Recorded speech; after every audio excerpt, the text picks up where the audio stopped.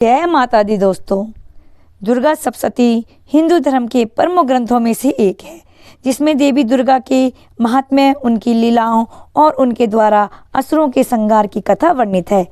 यह ग्रंथ मार्कंडेय पुराण के अंतर्गत आता है और इसमें 700 श्लोक है, इसलिए इसे सप्तशती कहा जाता है।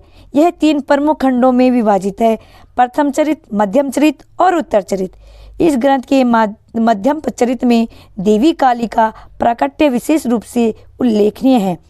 देवी काली माँ दुर्गा का एक रौद्र रूप है जो विनाशकारी और उग्र है। यह कथा देवी चामुंडा के रूप में काली के अवतरण और उनकी महिषासुर तथा चंडमुंड सहित अन्य असुरों के संहार का वर्णन करती है।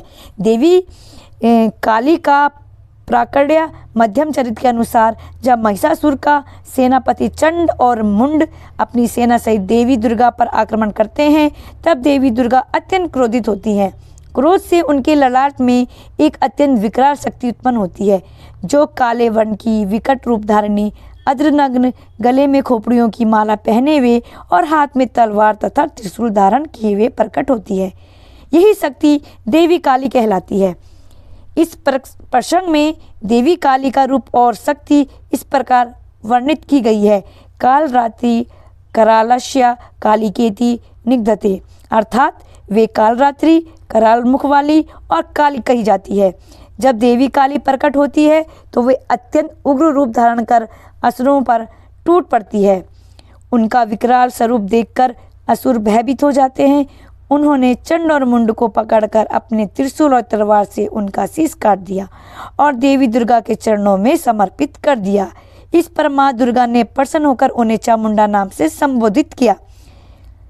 चंडस्य च मुंडस्य च बलम नाश्य दारुणम ततोशो चंडिका देवी चामुंडेति व्यवस्थिता, अर्थात चंड और मुंड के बल का नाश करने के कारण ही देवी का नाम चामुंडा पड़ा। इसके बाद जब महिषासुर अपनी समस्त सेना के साथ युद्ध करता है, तब देवी दुर्गा और देवी काली दोनों ही असुरों का संहार करती है। देवी काली अनेक असुरों को अपने विकराल दांतों से चबा डालती है और उनका रक्त पीती है। युद्ध भूमि में उनका रौद्र नृत्य होने लगता है, जिससे संपूर्ण सृष्टि भयभीत होती है। महिषासुर मायावी शक्तियों से भैंसे का रूप धारण कर देवी पर आक्रमण करता है। इस पर देवी दुर्गा और देवी काली मिलकर उसका वध कर देती हैं। दुर्गा सप्तशती में देवी काली का सबसे प्रमुख युद्ध रक्तबीज नामक असुर के साथ होता है।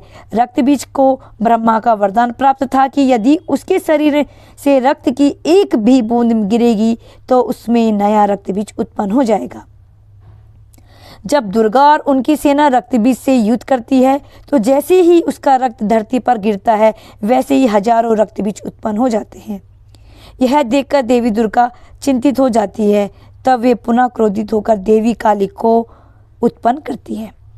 देवी काली इस समस्या का हल निकालने के लिए युद्ध भूमि में विकराल रूप धारण कर लेती है और जब दुर्गा के शस्त्रों से रक्तबीज घायल होता है तो वे उसके रक्त की प्रत्येक बूंद को अपनी जीवा से पी जाती है, जिससे रक्तबीज का पुनः जन्म नहीं हो पाता। अंततः देवी काली उसे समाप्त कर देती है और युद्ध समाप्त होता है। रक्तबीज के संहार के बाद देवी काली का तांडव इतना प्रचंड हो जाता है कि संपूर्ण सृष्टि हिलने लगती है। इस विकट स्थिति को नियंत्रित करने के लिए स्वयं भगवान शिव उनके मार्ग में लेट जाते हैं। जब देवी काली का पैर शिव के शरीर पर पड़ता है, तब वे अपनी भूल का एहसास कर लेती हैं और अपनी जीवा बाहर निकालकर शांत हो जाती हैं। यही स्वरूप काली माँ के प्रमुख रूपों में से एक माना जाता है और काली माँ की मूर्तियों में इस दृश्य को विशेष रूप से दर्शाया जाता है। आध्यात्मिक और प्रतीकात्मक महत्व। काली की प्राकट्य का तात्विक अर्थ। देवी काली अधर्म, अहंकार और अज्ञान के नाश का प्रतीक है। वे इस बात का द्योतक है कि जब अन्य साधारण रूपों से बुराई समाप्त होती है, तब शक्ति का उग्र रूप आवश्यक हो जाता है। चंड मुंड अहंकार और अज्ञान के प्रतीक है, जिनका अंत देवी काली के द्वारा होता है। रक्तबीज का वरदान यह दर्शाता है कि बुराई जब तक समाप्त नहीं होती, तब तक उसे मूल रूप से नष्ट ना किया जाए। देवी काली की रक्त पीने की लीला इस बात का प्रतीक है कि समस्या को जड़ से समाप्त करना आवश्यक होता है। शिव पर काली का पांव रखना यह अहंकार के पूर्ण नाश और आत्म जागृति का प्रतीक है। शिव चेतना से प्रतीक है और जब शक्ति का क्रोध असीमित हो जाता है तो शिव ही उसे संयमित कर सकते हैं। दुर्गा सप्तशती में देवी काली का प्रकट्य हिंदू धर्म के शक्तिवाद दर्शन का एक महत्वपूर्ण अंग है। यह कथा न केवल शक्ति और धैर्य का प्रतीक है बल्कि यह भी दर्शाती है कि जब असुरी शक्तियाँ सीमा से बाहर चली जाती हैं तो देवी काली का रूप धारण कर उनका विनाश आवश्यक हो जाता है। माँ काली केवल संहार की देवी नहीं है बल्कि वे अज्ञान के अंधकार को मिटाने वाली, आत्मज्ञान देने वाली और साधकों को मोक्ष प्रदान करने वाली महाशक्ति भी है। इसलिए शक्ति साधना में काली उपासना को अत्यंत महत्वपूर्ण माना जाता है। जय माता दी दोस्तों।